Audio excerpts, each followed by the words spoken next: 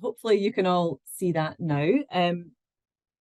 It's a bit of a privilege really to be sort of finishing up the this event, which I've been here all day, and it's been a really fantastic event to be a part of, and to hear all the different experiences. I think it has been fantastic. So yeah, I'm Sarah Latto. I'm the policy officer for Volunteers Scotland. So I'll tell you just a little bit about Volunteer Scotland to begin with. So Volunteer Scotland, we are Scotland's National Centre for Volunteering. So hopefully, given the really clear links between volunteering and youth work, that this is something that we're an organisation that you're aware of. But if not, here's just a quick snapshot of what we do. So we have a fantastic research team at Volunteer Scotland who are constantly churning out lots of fantastic data around participation of volunteers and the experiences of volunteers in Scotland.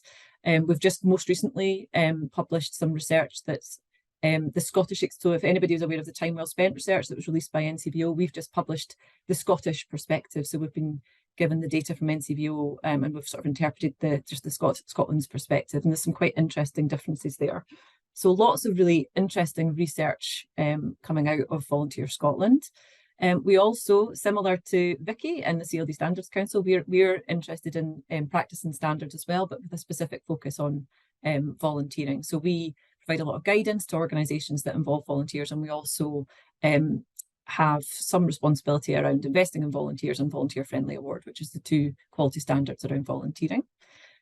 We do lots of partnership work, and we have a kind of key kind of coordination role around volunteering in Scotland and what that might look like. So an example would be around resilience. So around sort of resilience partnerships, we sit on sort of the national sort of resilience partnership team as well.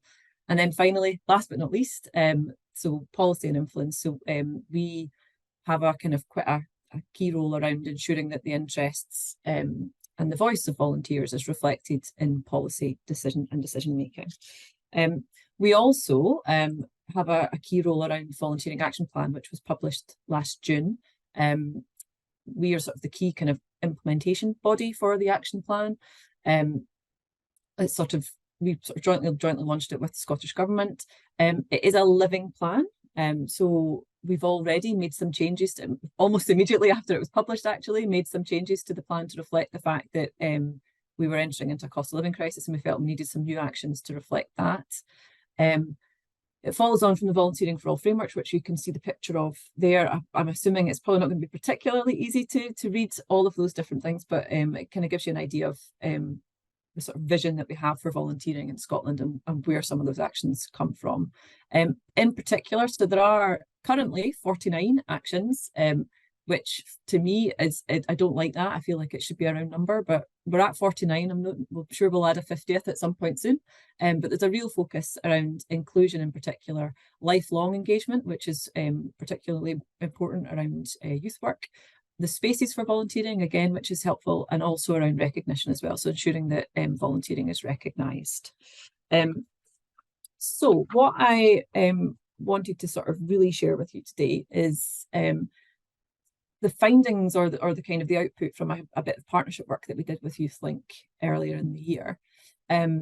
So way back in June, which feels like a long time ago now, we wrote a joint briefing with YouthLink Scotland, which was following on from some fantastic research that was released by our research team in Volunteer Scotland around the experiences and participation of young people in volunteering.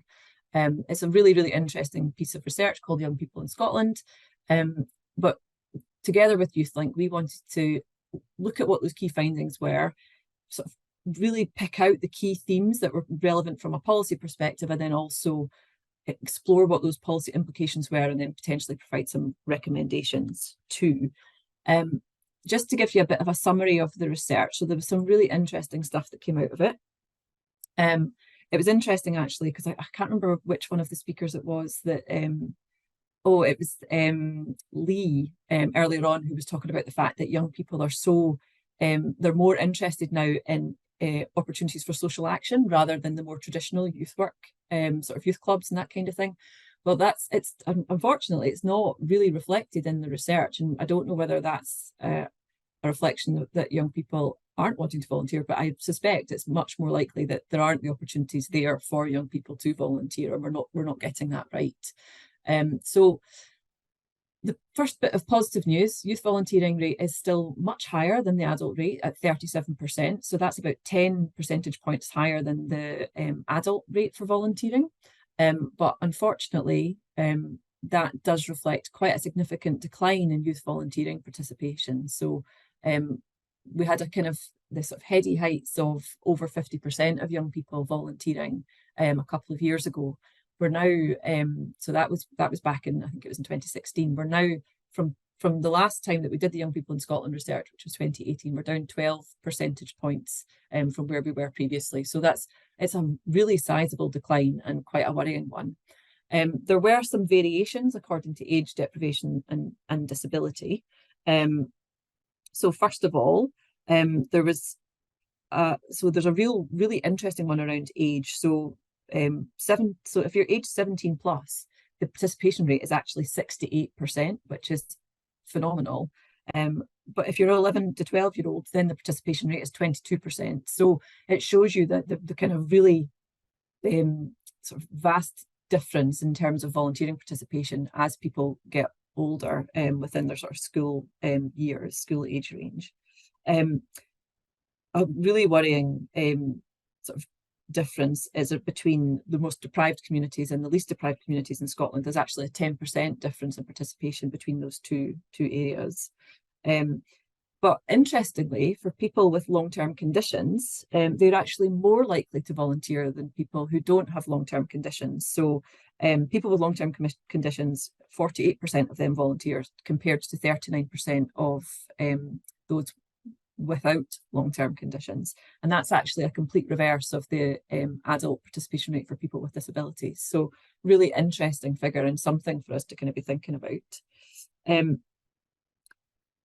It's probably no surprise that parents and carers are the most influential group for encouraging volunteering, encouraging young people to volunteer.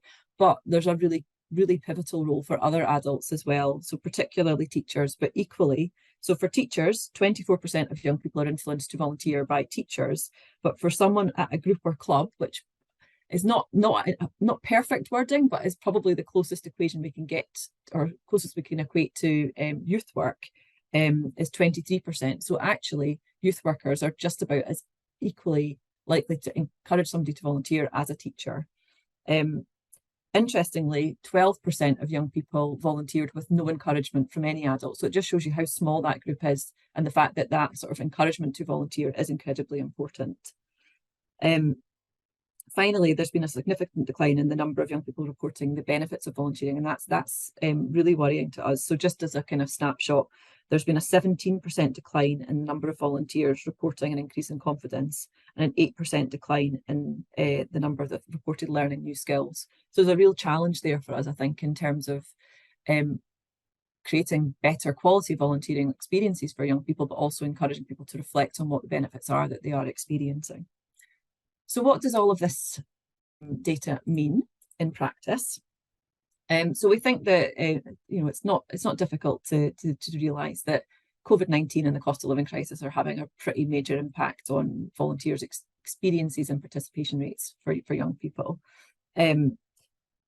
We think that because there was that huge gap of over a year where a lot of volunteering ceased to exist, those more formal opportunities for volunteering ceased to exist, that maybe broke the habit of volunteering for young people at a really pivotal time when they were building those habits to volunteer. So that's probably had quite a significant impact. But there's also the fact that there's been a decline in young people's well-being as a result of COVID-19, but also the kind of cumulative other things that are going on at the moment, and potentially a wee bit of a sense of disillusionment and empathy and apathy as well, which is kind of compounding that. The other thing as well, as I've mentioned already, this really vital role of adult influencers in promoting equal access to volunteering, particularly where for young people where their parents are less likely to promote volunteering or encourage them to volunteer. There's a really important role for youth workers and teachers in encouraging people to benefit from volunteering and take that up. I've said, so we know that the reported benefits of volunteering are declining for young people. So we see that as a kind of a bit of a call to action to prioritise really quality volunteering experiences for young people and inclusive experiences for young people as well. We do know that, you know, the cost of living crisis, that a lot of volunteer involving organisations and I suppose a lot of youth work organisations are really struggling at the moment. We've spoken about funding an awful lot throughout this discussion, or throughout the whole day. So we know that that's a challenge for a lot of organisations, but it does show the need for that kind of dedicated resource. And then finally, the sort of the decline in the reported benefits of volunteering shows that there's a really important need for opportunities for reflection. And I think that that's come actually through quite a lot of the education reviews. So there was the mention, I think it was in the Hayward review, around a sort of personal pathway for young people. So maybe there's that kind of opportunity for reflection there, but also through things like the Saltire Awards as well, to make sure that people understand what those benefits are and are getting that chance to really think about them. So the policy recommendations, I'm going to rattle through these because I'm conscious that we are running very low on time. This is what, together with YouthLink Scotland, we came up with in terms of recommendations. And you might have spotted that I've kind of mentioned this throughout the day as and when I could. So we really feel that volunteering should become a core part of the national curriculum, with dedicated resource for all young people to participate and reflect. Now, I would emphasise and stress that we're not saying that every young people should be volunteering, because then it ceases to be volunteering. It's about providing people with opportunities to volunteer should they wish to, but also making sure that they're getting that encouragement from as many adults that have influence over them in their lives. The investment in really high quality supported volunteering opportunities, and I'll put the emphasis on the word supported there, because it's about addressing any barriers to volunteering that certain groups might have and making sure that they're given all the support they need to be able to access that. And also ensuring that there's that particular focus on youth work as well. There was discussion earlier on around the careers service and that really vital role of providing good quality careers advice and that kind of transition to adulthood. And we see that those kind of agencies that are providing careers advice have a really important role in promoting volunteering as a positive experience for giving young people new skills, but also in terms of increasing their confidence and all of those types of things as well. I mentioned Saltire Award earlier on, which is the kind of national scheme for recognising volunteer hours, but we think that there's a need for a review of Saltire Awards to promote youth volunteer participation, but also to provide that really important opportunity for reflection so that young people are able to really understand and reflect on what they've gained from the volunteering that they've taken part in.